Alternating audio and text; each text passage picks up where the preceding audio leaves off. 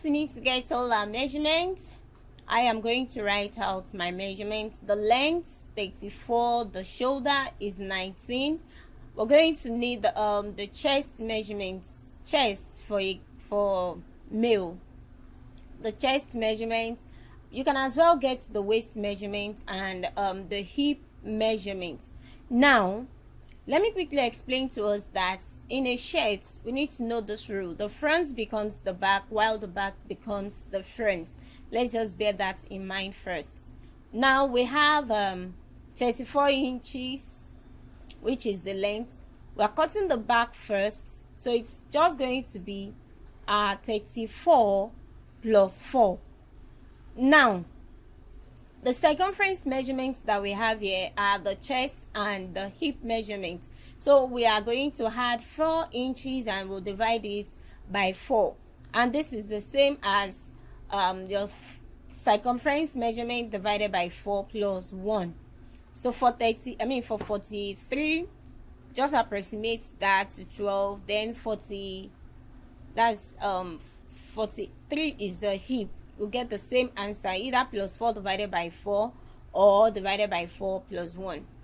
Now, I said the length for back is 38 and the folding is 12 inches. So here is my 12 inches. You need to fold 12 inches and the length is going to be 34 plus 4, and that will be 38 inches.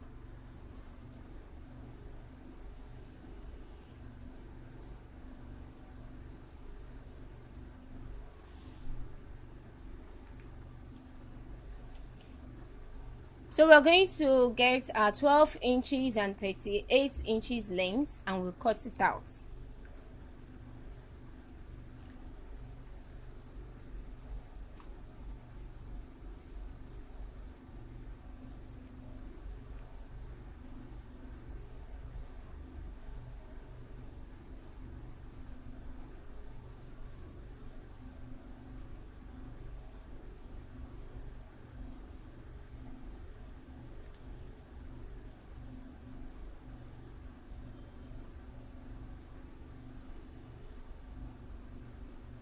Now that has been done, the next thing is to cut the back.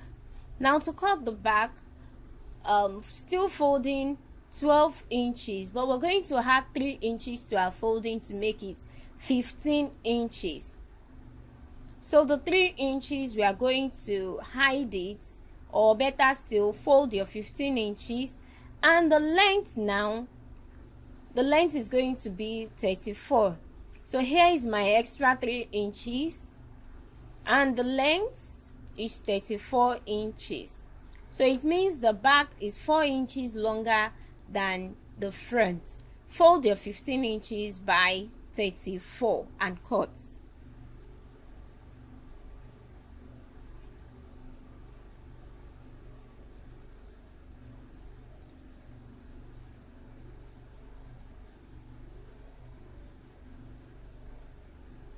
Having done that, we're going to measure 2 inches by the side and we're going to slant.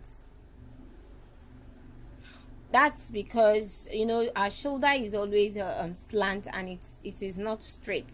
So it is 2 inches for men. The next thing is to return the length of that of the back and the front to make sure it's equal.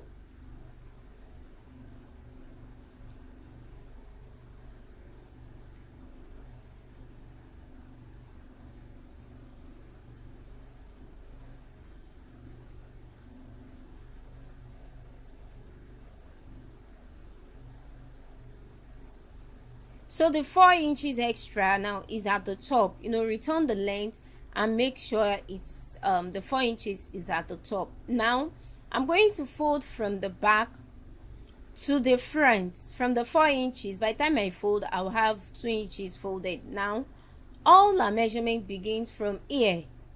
It's going to start from the folded parts. To go with the neckline, we have the front depth as 3 or 3.5.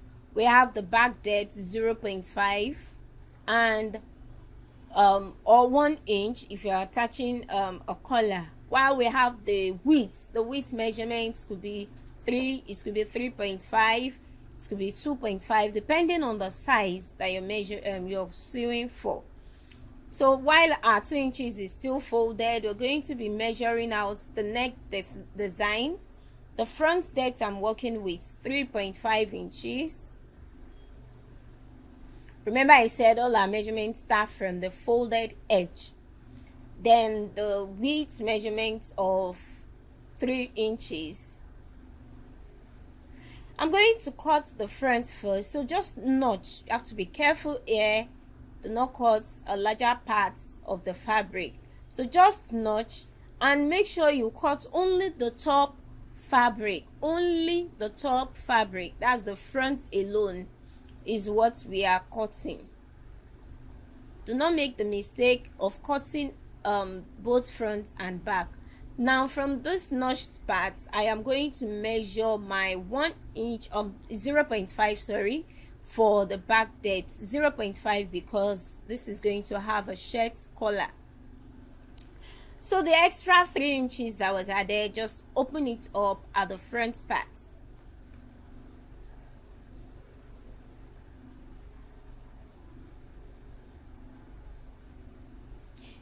Our fabric still folded, we're going to measure the shoulder. The shoulder measurement divided by 2. The shoulder divided by 2 plus 0.5. Shoulder is 19 divided by 2 plus 0.5. While the armhole length is 10 inches. This is more like an adult. So 10 inches is the armhole. You can still use 9.5 for men instead of 8.5 for a female. It is 9.5 for male. Then we have our circumference measurement. That's the chest measurement divided by 4 plus 1. The waist divided by 4 plus 1. The hip divided by 4 plus 1. Just go with your calculation and measure it out. So you're going to connect. You connect and you also connect your armhole. You can just bring out more like an L shape first to connect the armhole, and if you can cut it out straight, you can just go ahead. Sorry, I didn't remember to chalk it out first to see, but just find your way, trace out the armhole and cut.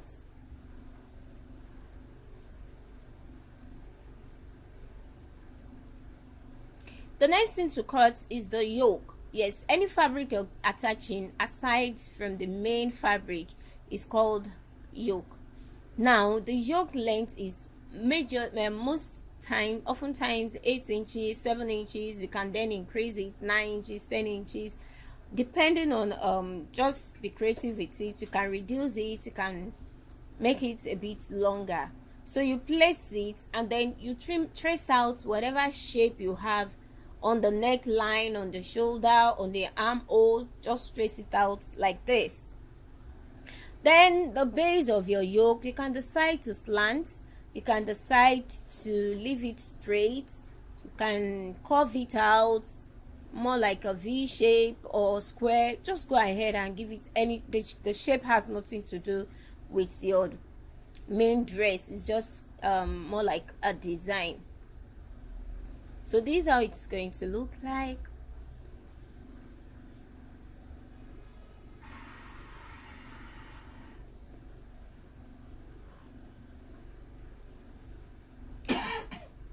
So all I'm just going to do is to fold. So let's move to the front. Now we are going to be placing the shoulder to join. Let me explain. First, the 3 inches that was added, we need to fold 2 inches, iron your stay. Make sure you iron your stay on the 2 inches. Here is my 2 inches from the 3 inches that was folded. First fold your 2 inches, then the 2 inches you have to fold it in to have that means you have 1 inch. You know, it was 2 inches. By the time you fold it again, you have 1 inch. So just sew it all the way from the base to the neckline, just like this.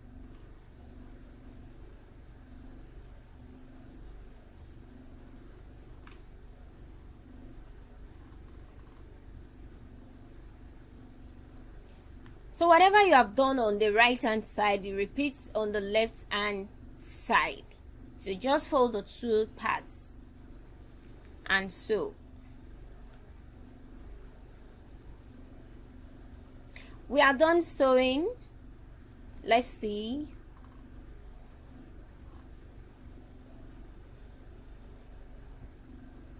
So this is what we have. You can, it was 3 inches that we added. Now that we folded 2 inches, we're going to be left with 1 inch on both sides. So the 1 inch is going to have overlap for button and button holes, just like this.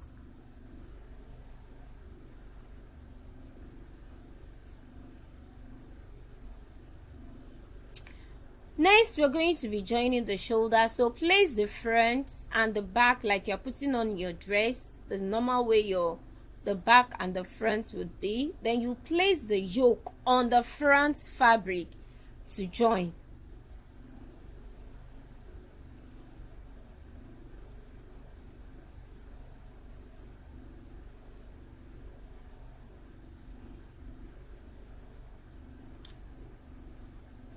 Now we're going to flip the yoke, flip it over to the back. Yes, just turn it flip it over, like from the front to the back, and then you can decide to top stitch on whatever you have joined if you want to. If you don't want to, you can leave it the way it is.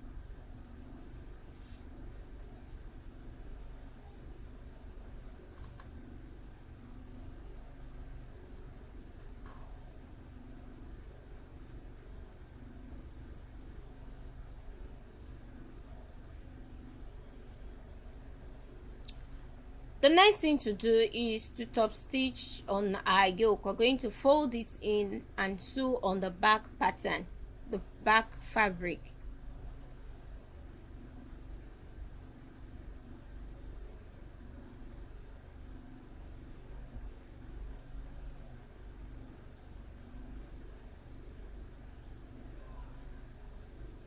So just follow the pattern to join.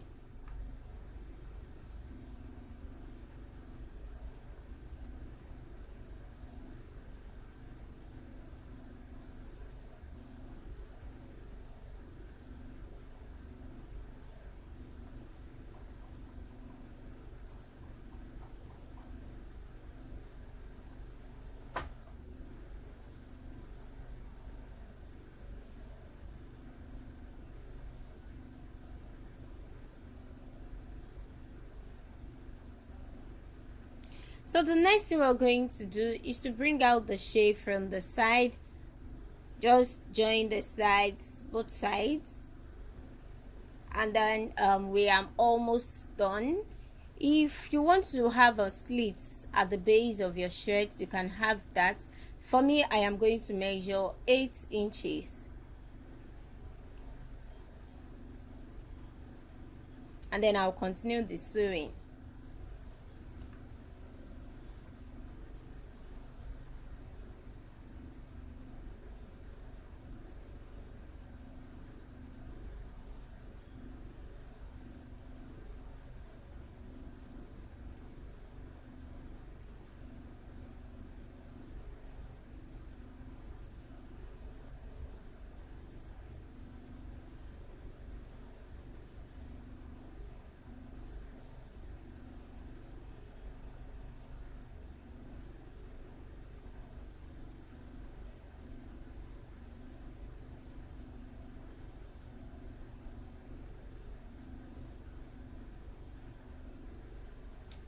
Now to cut the collar, you have to take all the measurements, starting from one side of the front to the other side. Take the measurement round. You shouldn't have more than 17.5. You shouldn't have more than that because it's going to be too wide, except you're making for an extra, you're making an extra large size. Okay, to cut the yoke, since our measurement is 17, I'm making the width 18.5 inches. Folded is 2.5 inches. The measurement on our main fabric is 17. So I made this 18.5 inches. Now I'm taking out 1.5 on the folded edge, 1.5, and we'll curve it out like this. And you know it was folded, so I have to slit it. I have to slit, and then we'll iron our stay on it. So this is more like a bishop collar. Slit, then you notch the middle parts for both the top and the base of the fabric. Now this is what we have. The first is 18.5.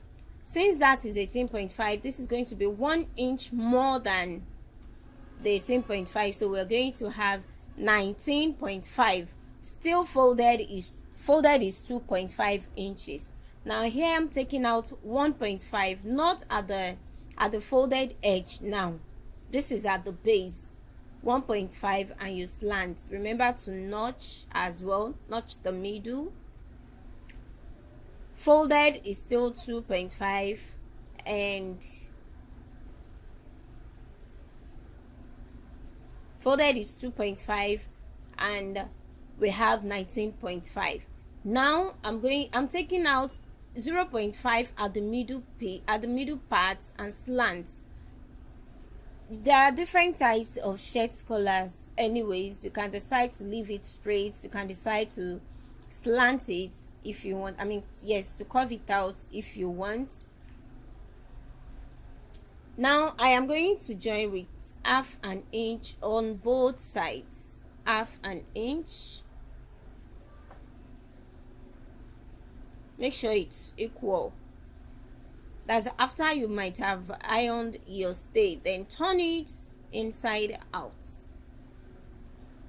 Iron it out. That has been done. Now one of the strip of the bishop collar that we cut out earlier, this is what you have to watch out for. This edge, place the notched part, that's the middle, together. The other parts of the bishop collar, they were going to join starting from the middle, first to the right hand side, then to the left hand side.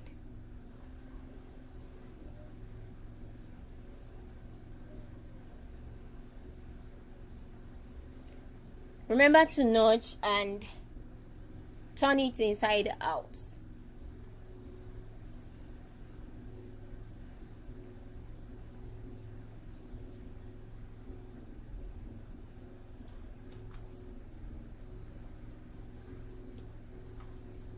Now we're going to be attaching the collar to the main to our shirts.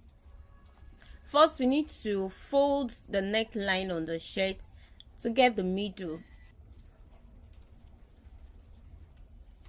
Notch the middle parts of your shirts.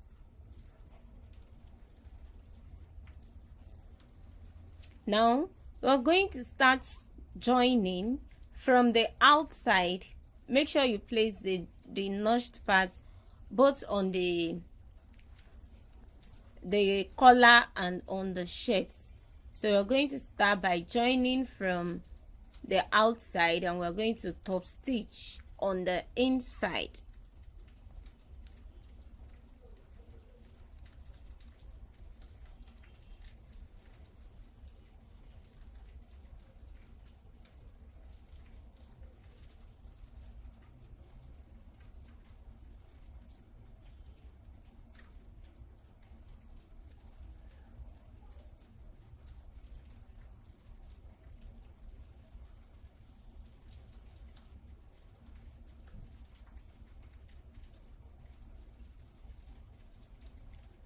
First, we have to notch the neck after joining on the outside. Then the other side of our collar, of our bishop collar, we're going to be placing it like this to top stitch on the inside so that we can have a neat finish. Another way you can go about this is make sure you iron out the two edges of your collar first.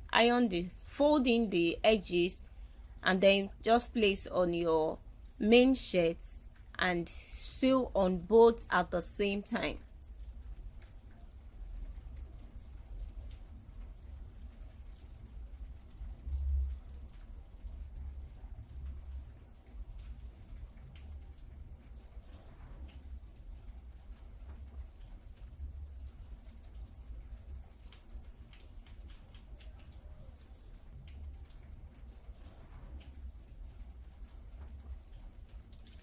That has been done. This is very good. In case you want to top stitch on your collar, you can top stitch. If you want to leave it like that, just leave it. Then we are going to fold the sides, that's the slits that we left open. Fold the base of your shirt and then go ahead with the button and the buttonholes. And if you are yet to subscribe to Collar360 Creations, you can do that now. Remember to also turn on your notification bell to receive notification each time I upload a new video.